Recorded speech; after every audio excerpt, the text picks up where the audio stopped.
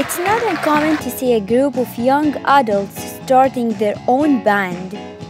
I love music because it makes me feel like, well, I'm a famous person. However, this band has overcome obstacles most young adults never face. Their abilities to communicate is very different. That's your story tonight. Let's Dance, Truth is Beauty, and Revolution were made by sculptor Marco Cochrane. And each displays an important message. Real feminine energy is what's missing in the world. So I gotta bring it. Discover their message and Cochrane's dramatic past, which influenced it. Get ready to shake it up with samba funk. Dance, wellness, cultural, musical, fitness project. This style of movement is expanding throughout the Bay Area community and will have your body ready for the beach this summer. Stay tuned.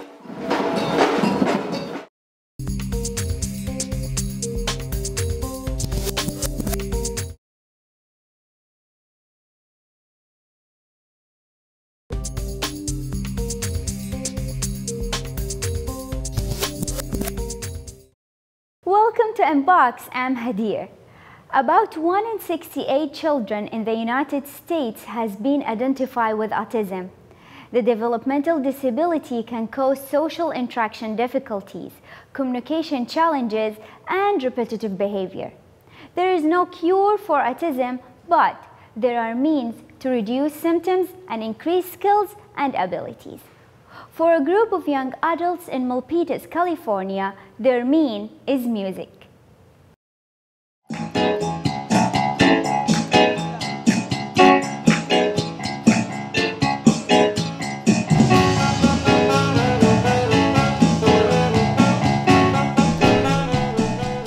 This band is named the Dream Achievers, achieving through music what they can't express in words.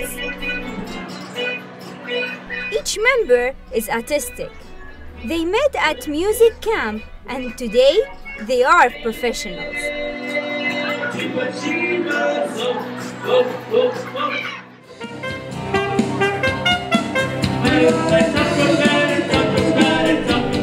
Lawrence plays the saxophone. His musical talent surprised even his mother. I never imagined that he actually has this wonderful musical talent. He struggles and really feels annoyed by this high pitch. And so in order for me to get him to music lesson, to learn the flute recorder, instead of paying the teacher, I had to pay him.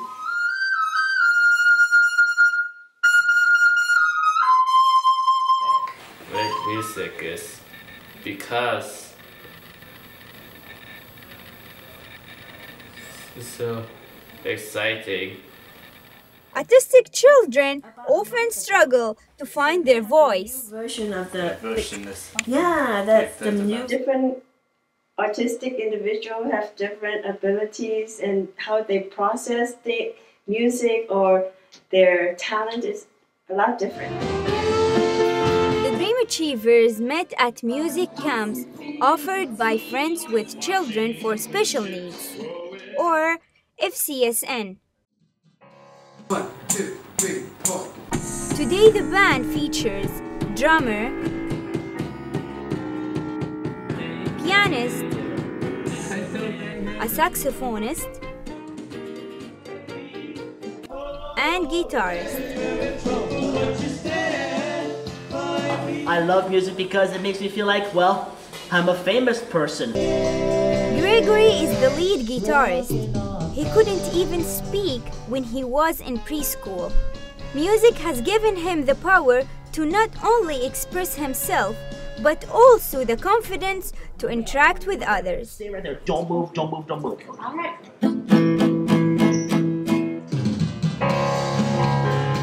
Chris, the drummer, loves rhythm. Apparently, I was always like, every time I was in class, I've always been like drumming on my desk, just like for fun.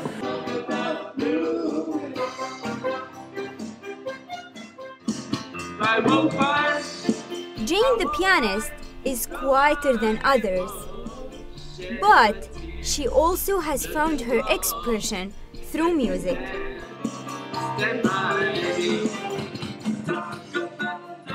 Tony is the band's director. Because they have that music in them, it gives them an opportunity to really let their light shine in a way that, that say someone else that has is on the autistic spectrum that doesn't have something that they can call their own. Maria Stark is a music therapist, helping autistic children over 10 years. Anytime we're feeling connected, there's a sense of feeling like we belong and like we're part of our human tribe. For the local program students, I want the community to know with music, it's like a universal language. Even though the verbal language communication is so poor, but then with music, they just sit down and they all play together as if they completely feel each other. The Dream Achievers perform in the Bay Area, and twice they have had concert tours in China. The Dream Achievers have left Hong Kong. They continue their journey to announce their message to more people. The singers have left. Their songs of hope. Music has helped these band members communicate beyond just their music. I see so much growth as not just as musicians, but as people. You know, with socializations, other cognitive skills, other adaptive skills, and behavioral skills, just blossoming and really coming together, learning how to exhibit appropriate behavior, you know, appropriate as far as what society considers. The message that I want Dream Achievers to give to other parents is never to give up hope. Keep trying. When the time is ripe, things will happen, and your kid will come out of their shell and show you what they can do.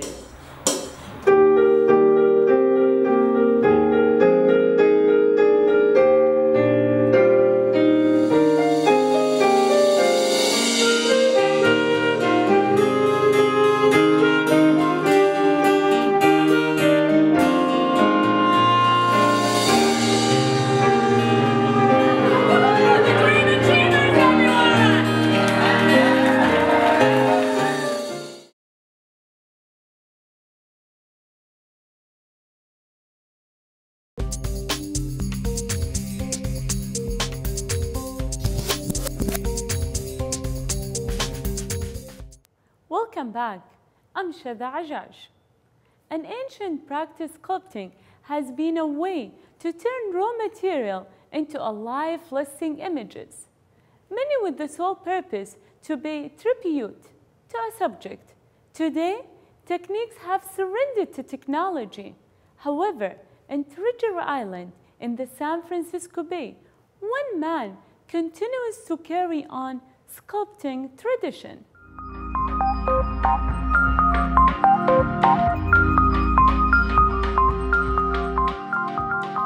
She is Blessed Dance, the work of Marco Cochran.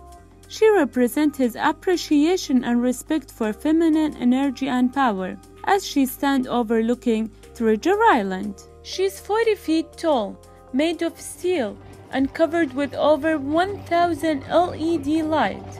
Cochran never knew his sculpture career would go this big. I was working at a job building amusement park rides, and there was a sculpture being made, and I felt like I could do a better job, and so they dared me to do it, and I did. That pretty much set me on my path. The Blessed Dance first appeared at the Burning Man Festival in 2010. It took over 2 years to build it and 30 volunteers. Katie Pond, Cochran's coordinator and welder, was a part of the remarkable journey. It was probably one of the most well-known pieces that has gone to Burning Man. You know, it's definitely something that stood above the rest, not just because of her beauty and the impact of seeing her, but also because of the engineering behind it, she's, nobody believed that she would be able to stand on one foot. The grace of Cochrane's sculpture came from the freedom he gives to the model to express themselves. So I ask the models to just do whatever they want to do, recognizing that they're doing something that's going to last forever. His work are symbols, often about strong women. The way I work is with the basic belief that real feminine energy is what's missing in the world. So I got to bring it. Cochrane believes women are too often seen as a sexual object and victim of violence. When I was 7, I lived in Berkeley, and my friend who I grew up with, who was 9, was raped by a stranger outside of my house while we were playing. Like a male had done this, and I was a male, and I needed to do something about it. Work is having an impact on people's view in feminism. It really affected, I think, how I thought about sexuality and how women are sexualized and how the choices that I make and how I choose to be sexualized or not be sexualized. She says this has made her personally more confident. It's definitely made me think about those things a lot and think of them differently than I once did. And I'm grateful for that because I feel like it's changed a lot of really good things in me. He really did show me through his art and through working with him some of the problems that I just really wasn't aware of. You just go through your life and you just don't think about these things. And he got me to pause and really think about the women in my lives, how I interact with women, and the struggles that women face daily throughout their lives. Welding has never been a career of Stoller, but a hobby.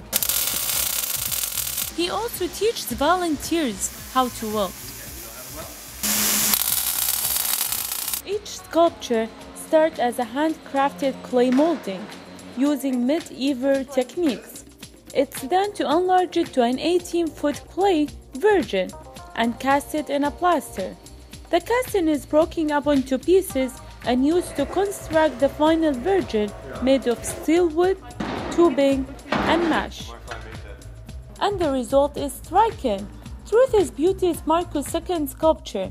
She celebrates the women who have grasped self-acceptance and love. Women came up and said, I love my body for the first time ever after seeing this piece. Standing at 55 feet tall, made of steel and covered in over 3,000 multicolor LED lights, she created an amazing light show.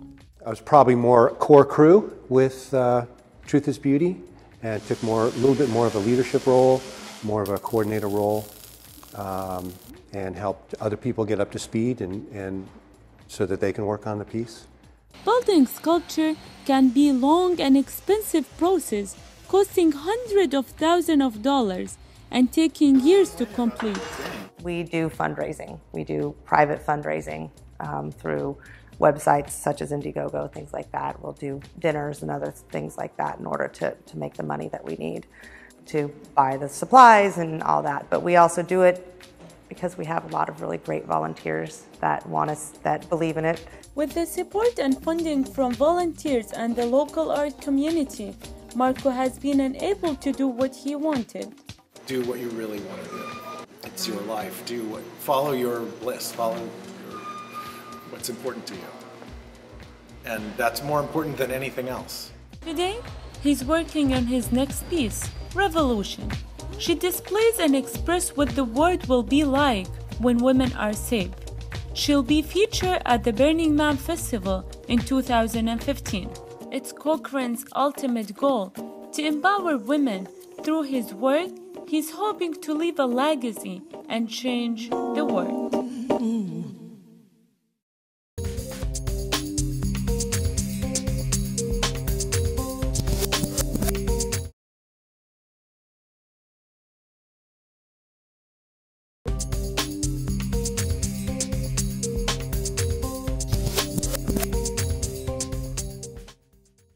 Welcome back to Inbox. I'm Amber Powell. Music genres are often inspirations of culture. Meaning and artistic expression blend behind the beat of a drum or the movement of limbs. Occasionally, cultures merge, creating new sounds of styles and dance. Our next story takes us to Oakland, California, where a diverse community is uniting as one, thanks to a new unique style of music and dance. Samba, an upbeat street dance and music genre seen in Carnival, a 4-day festival in Brazil. This nearly 100-year-old style came from Africa and is now the pulsing iconic representation of Brazilian culture. Funk is a music genre by African American musicians, made with the ingredients of soul, jazz, and R&B. Since the 1960s, it has been one of the most influential styles in music history. Combine the two, and you get Samba Funk, a dance that combines samba movement with hip-hop movement.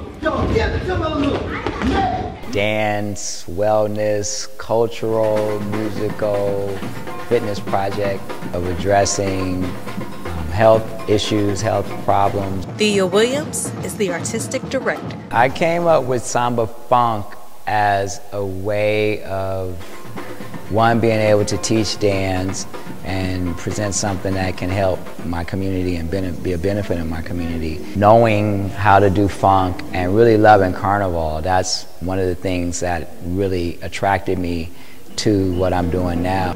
His desire led to the growth of this growing phenomenon. It's a way to present a cultural bridge for folks that don't know about international cultures. Stylistically, it differs from other dance workouts like Zumba. One very unique quality that differentiates what we do from a fitness type of experience is that we incorporate a live bateria. One of the contributors to the rhythmic sound is Monica Smith.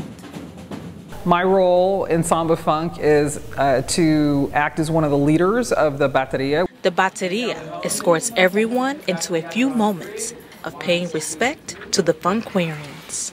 Part of the story of who we are is the Funkwarians, who were the babies that were thrown overboard from off the slave ships that were traveling from Africa to the Americas. While it's a storyline and it's kind of our myth, it does kind of wrap up the idea of being respectful and remembering where we came from. It's mentally healing, it's physically healing, it's spiritually healing. So for me, it's an important place for me to show up every week. For Oakland resident Jay Hermes, it was love at first sound. Pretty much right after I got off the BART, I heard drumming. So I kind of followed my ear right at the Malanga studio, and I saw the drummers all the way to the left, the dancers in the back. There was so much joy involved, so much energy that I was immediately sold. We use Samba Funk not only as a way to address dance as art, wellness as fitness, but also after school kids program. Samba, I say higher, you say ground, higher. Jason Brown is the education director. We decided that it would be mutually beneficial for Samba Funk to become a service provider for Higher Ground after school. We teach drumming, dancing, and costuming as performance art. Allendale Elementary is one of the schools partnering with the program. Arts is a great platform to explore kind of critical thinking. Some parents are enthusiastic about their children learning other cultures. It's good exposure for them to learn different kinds of dancing, and then it's good exposure for them, I believe, to be with adults as well as children. I think dance in particular as a performance art is a place for voice. Even through the songs, I think some language development happens. So we try to sneak in through fun, through art, through music, the idea that difference does not mean divergence. The community aspect is in place. Samba Funk is about the community and about the kids. Deborah Banks is part of the Samba Funk's logistics team. We're behind the scene. We help prepare events like our parties, our picnics, our registrations. One of their events includes an invitation to host a class session at Oakland Museum's Dance Friday. We have a very unique brand of getting people involved and making them feel connected with the music. The growing popularity of samba funk will dance its way beyond the Bay Area. We take what we do outside the dance studio and we get involved in different things that are happening throughout Oakland and throughout the Bay Area. We actually travel, and that's kind of more of our vision to not only be relevant inside the dance studio, but be relevant outside of the studio. Samba funk's rhythmic movement will continue to grow as a cultural sensation.